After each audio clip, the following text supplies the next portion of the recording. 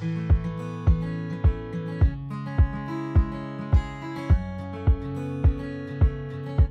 काम होगा। तो मैं ये कह रहा हूँ कि हम हमेशा ये ध्यान रखें कि एक एग्जाम फेल होने से कुछ नहीं होता। मैं लिटरली बता रहा हूँ, आप में से कोई गलती से फेल भी हो जाए ना किसी एग्जाम में, तो ये ज़रूर एनालाइज करना कि फेल क्यों हुए, पर उससे खास फर्क नहीं पड़ता। बोर्ड में फेल मत हो जाना, उससे दिक्कत आ जाएगी, अच्छे मार्क्स लेना, ठीक है।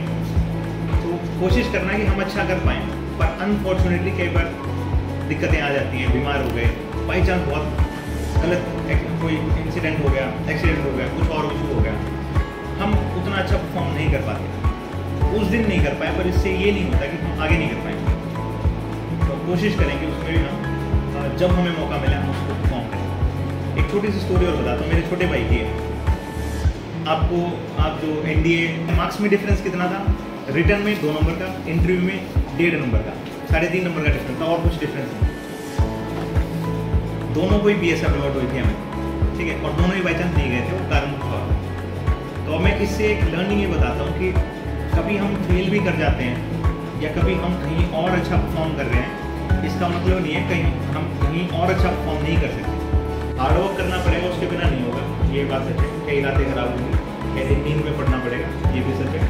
ट्रेन में जब एग्जाम देने जाओगे तब भी पढ़ते हुए जाना होगा, ठीक है।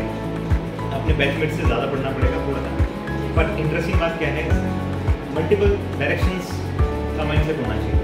आप फॉर एग्जांपल अभी फिजिक्स, केमिस्ट्री, मैथ पे आप लोग फोकस कर रहे होंगे, लाइकवाइज आप लोग बिजनेस, अकाउंटेंसी, कॉमर्स फोकस कर रहे होंगे, पर कई बार एग्जाम की रिक्वायरमेंट ज्योग्राफी भी है, हिस्ट्री भी है, पॉलिटिकल साइंस भी है, इंग्लिश भी है, मैथ्स भी है, और बायोलॉजी भी है, जनरल नॉलेज भी है, करंट अफेयर्स भी है, कॉमन सेंस भी है।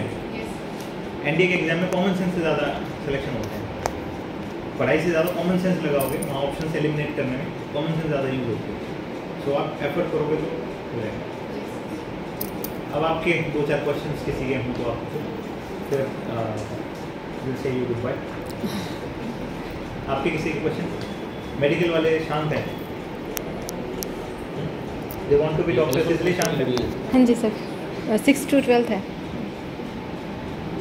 तो कोई 12 इसमें मेडिकल से कोई क्वेश्चन है नहीं? अदरवाइज बाहर जाके बोलेंगे सर ने सारा ध्यान अपने नॉन मेडिकल वाले दोस्तों पे ध्यान केंद्रित रखा। सर आप कहाँ से हो?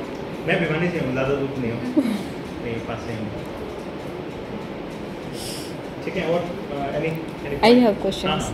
HCS की प्रिपरेशन के लिए क्या कर सकते हैं? आसान एग्जाम है, कोई वो नहीं है, आजकल टफ हो गया थोड़ा सा, पर वो मैं ये कहूँगा कि आप, मैं लिटरली कई कैंडिडेट होंगे आपको ऐसे मिलेंगे कि नहीं आप आज से ही शुरू कर दो, ऐसा मैं बिल्कुल नहीं करता। आप ग्रेजुएशन तक, जब आप तक सेकेंड ईयर है ना, जो आप करना चाह रहे हो मन लगा के वहाँ काम करो। ग्रेजुएशन में मेहनत करने का मतलब ये नहीं है कि किताबें पढ़नी है।